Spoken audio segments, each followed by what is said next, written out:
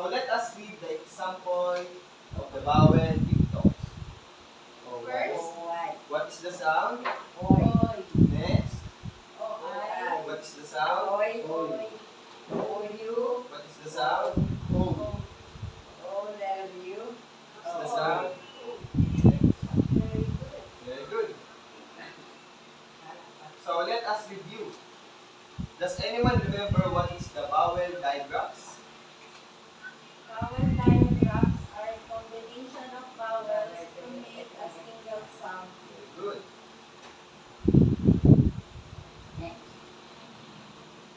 So what do you see in the picture? It's a B. A B. So what is the vowel digraphs? E. What is the sound? E. Very good. Next, what do you see in the picture? E. What are the vowel diphthongs? E. E. And what is the sound? E. Very good. Next, What do you see in the picture? a O. pool. So what are the vowel digraphs? O. What's the sound? O. Very good. Next, what do you see in the picture, children? So. What are the vowel diphthongs? O-A. Pindut. What is the sound? O. Very good. And lastly, So what do you see in the picture? cloud. Hey children, now what did you see in the picture? A cloud. Who among you experienced a cloud? In the birthday party. Yes, we can see the cloud there. So now, what can you see in this picture? A boy and a cloud. So this boy has a name, Roy, and this is his clown toy. Now we are going to read a story about Roy and his clown toy. Can you please read again the title? Roy and his clown toy.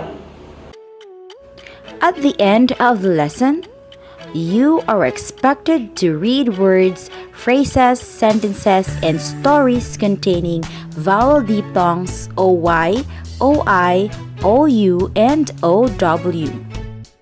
Here's an example poem, Roy and His Clown Toy by Glenda A. Capistrano.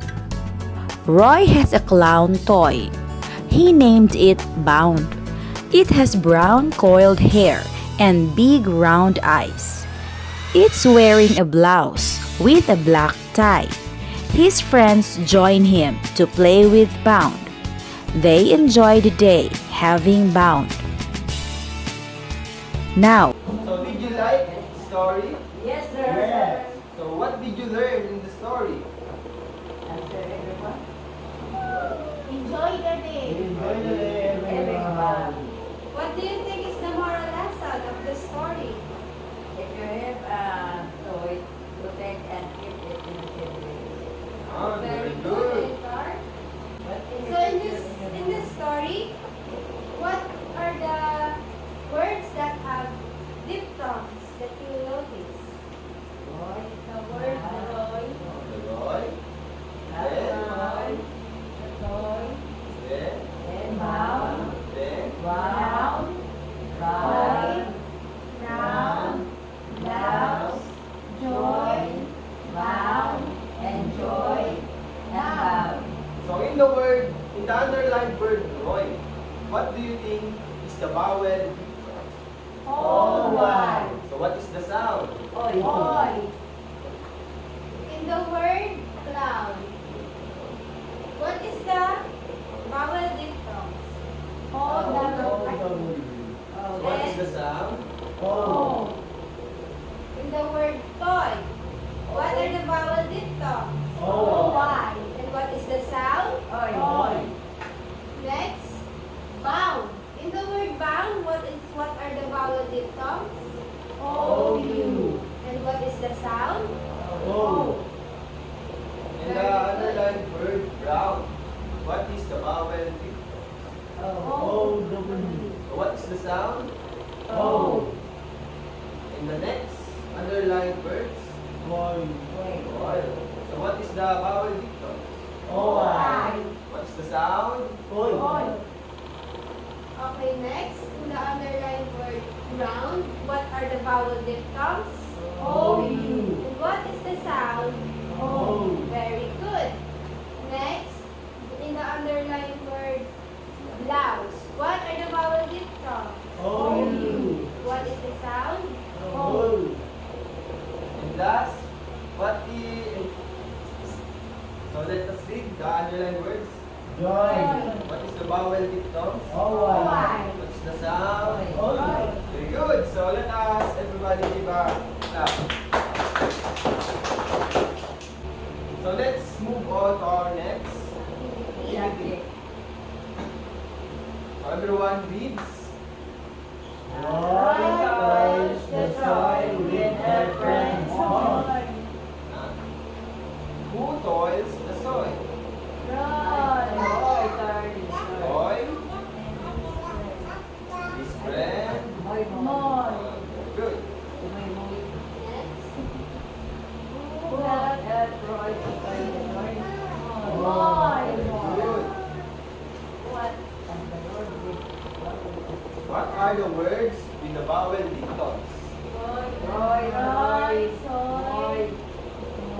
Very good. Roy, toil, and soil. The word Roy, what is the vowel diphthongs? Oil. What's the sound? Oil.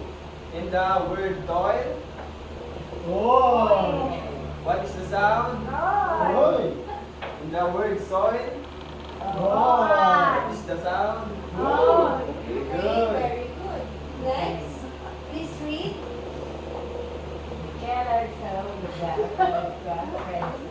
Yan. The tailor sews the gown for the crown princess. So who sews the gown? Tailor. Good. In the word tailor, what are the vowel diphthongs? Good. What is the sound? Very good. To whom is the gown for? Princess. Very good. In the word gown, what is the vowel? Oil.